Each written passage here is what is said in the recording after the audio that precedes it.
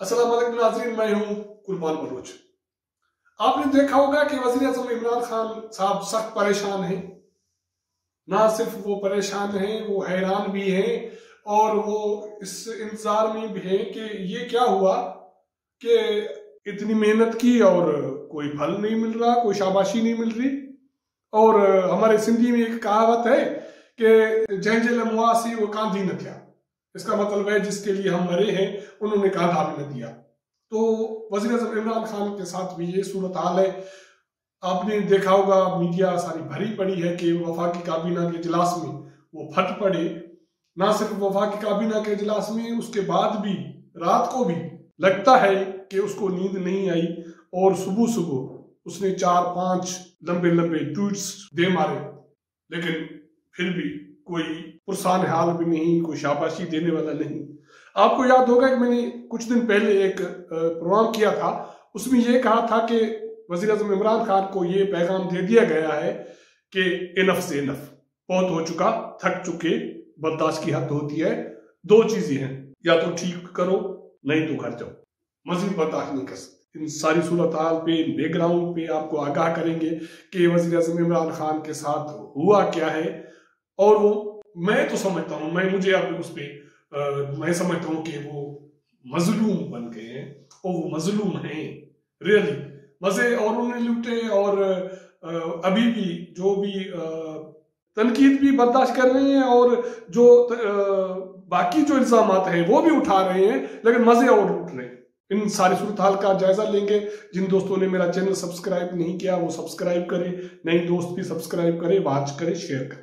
तो मैं बात ये कर रहा था कि मैंने कुछ दिन पहले एक प्रोग्राम किया था, उसमें ये उसका लुबेलबाब ये था कि ये मैसेज ऑलरेडी कन्वे हो चुका है वज़ीर आज़म इमरान खान को कि बहुत हो चुका, अब थक चुके हैं, बर्दाश्त की कोई हद होती है, तो इसलिए कुछ करें या तो घर चले जाएं। घर ऐसे नहीं कि आप उठें और जो सामान है वो पे करें, वो चले जाए, नहीं। एक प्रोसेस होगा, वो प्रोसेस मेरे ख्याल में वही होगा जो जिसके हवाले से जरदारी साहब इशारे दे रहे हैं, इन हाउस चेंज वगैरह। ये चीजें इतनी ज्यादा हो गई और इतना बर्डन बढ़ गया कि वज़ीर आज़म इमरान खान वफाकी काबीना के इजलास में इस हवाले से मंगल के रोज जो इजलास हुआ उसमें इतने हद तक फट पड़े कि उसने कह दिया अपने वज़रा को, मुशीरान को, कि सारी चीजें मैंने अपनी जिंदगी दे दी, फिर सियासत की और ये सारे इल्जामात उठाए, दुश्मनियां पाली, उसके बावजूद मजे आप लोगों ने लिए, और तो और आप मेरे मौक़िफ़ की, मेरी पॉलिसीज की तायद भी नहीं करते। अगर कोई चीज करता हूं तो टीवी चैनल पे जाके उसको डिफेंड भी नहीं करते। क्या हद है यार। अगर ऐसा ही करना है तो फिर मुझे अकेले छोड़ दो। उसने कहा, जो लिखा गया वो तो उसने ये लिखा कि जिनको मेरी पॉलिसियों से इख्तलाफ है वो चला जाए, या उनको ओन नहीं करता तो उसको मैं निकाल दूंगा, या ये, लेकिन ऐसा नहीं है। उसने सच्ची बात ये है कि जरा कहते हैं कि उसने कहा वो इतने थक चुके, इतने बेजार हो चुके कि उसने कहा कि अगर मेरे साथ नहीं दे सकते तो मुझे अकेला छोड़ दे। अकेला छोड़ने का मतलब क्या है आप भी समझ सकते हैं। और मेरे ख्याल में अकेला छोड़ने का जो लुबेलुबाब है वो जो वही है कि आगे चल के वो साइड लाइन हो जाएंगे। अब देखते हैं क्या होता है कि काफी चीजें अंडर प्रोसेस है। ये सारा जो बोझ है इमरान खान पे वो इसलिए है कि अब ना सिर्फ उनके वज़रा उसको डिफेंड नहीं कर रहे, उनकी पॉलिसीज पे अमल नहीं करते, और कोई चीज अगर करता है इमरान खान वो गलत या सही, एज हुकूमती सरबराह, पार्टी सरबराह होना तो ये चाहिए कि उसको उसका दिफा किया जाए, लेकिन बहुत सारे वज़रा आप उनसे अवॉइड कर रहे हैं टेलीविजन पे जाके उसको डिफेंड करने के हवाले से। तो यही उसका रद्द-ए-अमल है वज़ीर आज़म का कि वज़ीर आज़म ने डॉक्टर इशरत को कहा कि 2.5 साल से क्या इतने लंबे लंबे फाइल, मोटे मोटे फाइल उठाए फिर रहे हैं, नतीजा तो कोई नहीं मिल रहा। शफकत महमूद को भी यही कहा, क्योंकि डॉक्टर इशरत और शफकत महमूद उनको ये जिम्मेदारी दे दी गई थी कि वो रिफॉर्म्स के हवाले से पॉलिसी देंगे और वो मुतारिफ करवाएंगे। अब 27-28 माह हो गए, ना पॉलिसी है ना कुछ है। हालांकि डॉक्टर ईशर दावा तो कर रहे हैं कि ये किया वो किया, इतने इदारे मर्ज किए, इतनी पेंशन बचाई, इतने मुलाजिम फारिग किए, मजीद मुलाजिम फारिग करने हैं। तो वज़ीर आज़म कहता है कि मुलाजिम फारिग करने हैं, ये जो कुछ भी करना है उसका पॉजिटिव इम्पैक्ट क्या है? ना पॉलिसीज में पॉजिटिव इम्पैक्ट है, ना लोगों पे पॉजिटिव इम्पैक्ट है, ना पैसों के हवाले से, आमदनी के हवाले से, बचत के हवाले से इम्पैक्ट है। तो फिर इन फाइलों को क्या फायदा? इसको साइड करें, मेहरबानी करें, कोई मुख्तसर लाइन में मुझे बताएं कि बेहतर कैसे किया जा सकता है। एक ये चीज होगी, क्योंकि वजीर आजम को पता है कि कुछ नहीं हो रहा।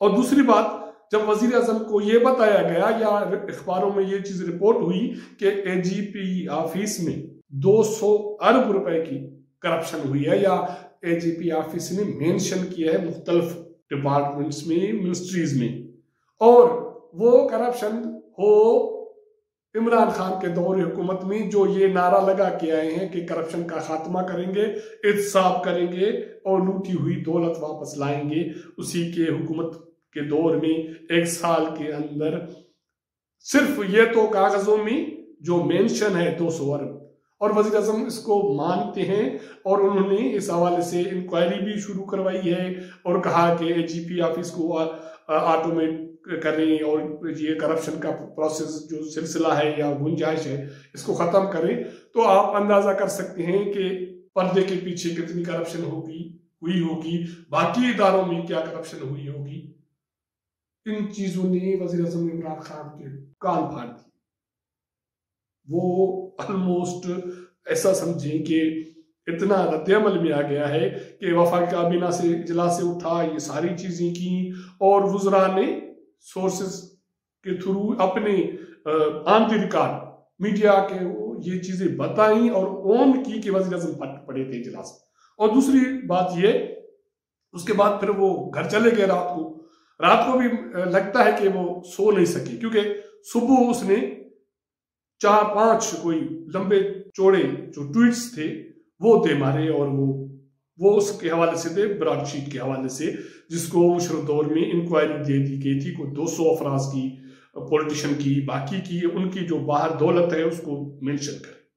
उसमें हुई तो नाकामी, हुकूमत को उसको जुर्माना देना पड़ा, लेकिन अब वज़ीर आज़म पानामा के बाद फिर इस हवाले से इसमें छुपना चाहते हैं। और उसका ये कहना था कि ये ब्रॉडशीट ने बड़ी जबरदस्त काम किया और इनको जो करप्ट लोग थे उनको नंगा कर दिया, ये कर दिया, इनको नहीं छोड़ा जाएगा। तो इसका मतलब है कि बाकी का जो टाइम है इमरान खान का, वो 2 साल गए, 2.5 साल 3 साल गए करप्शन पे, एहतसाब पे, एनआरओ नहीं दूंगा, अब 2 साल बाकी रिमेनिंग है वो जाएंगे ब्रॉडशीट के चक्कर में। तो मिलना कुछ नहीं है।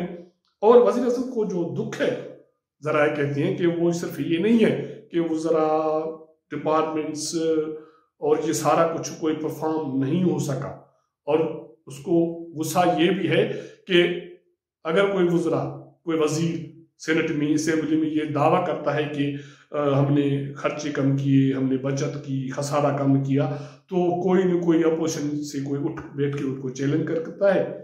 जैसे पिछले रोज सेनेट में परवेज रशीद ने सारे वज़रा को चैलेंज किया कि आए पीटीवी का कैमरा उठाएं, चलते हैं बाजार में, लोगों से पूछते हैं कि जो करप्ट थे उनके दौर में सूरत हाल क्या थी, जो ईमानदार है उनके दौर में क्या सूरत हाल। कोई वजीर नहीं बोला। मैं बैठा था इजलास में परवेज रशीद के इस चैलेंज, और उससे ज्यादा जो खतरनाक बात ये है वो ये है कि अब रियासती जो इदारे हैं, जो पहले इमरान खान कहते थे कि मेरे पीछे खड़े हैं और हम साथ खड़े हैं, एक पेज पे हैं, अब उन्होंने भी अपना जो टोन है, लहजा है, उसको तब्दील किया है। उनका ये कहना है कि वो गैर मुतनाज़ा हैं, वो गैर जानिबदार हैं और उनका सियासत से, बाकी जो हुकूमती कामों से कोई लेना देना नहीं। जो काम हुकूमत की तरफ से according to law, according to आइन हमारा काम है, हम वो ही करेंगे। बाकी अपोजिशन आए, अगर पिंडी अपोजिशन आती है तो उसको चाय पानी भी पिलाएंगे, उनका लुक आफ्टर भी करेंगे। और ये मैसेज देने वाले की जो बॉडी लैंग्वेज है, वो बॉडी लैंग्वेज अपोजिशन के हवाले से दोस्ताना है। अगर उनका भी दोस्ताना है, वजीर भी साथ नहीं दे रहे, हुकूमती इदारे भी परफॉर्म नहीं कर रहे, करप्शन भी है, तो फिर इमरान खान से ज्यादा कोई मजलूम क्या हो सकता है।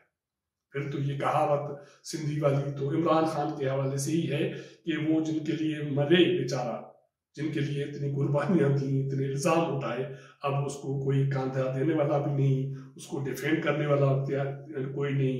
अगर ये सूरत हाल रहती है तो इमरान खान का क्या होगा, उसकी ज़हनी कैफियत अब आपके सामने है। अब मैंने सारा कुछ आपके सामने रखा है।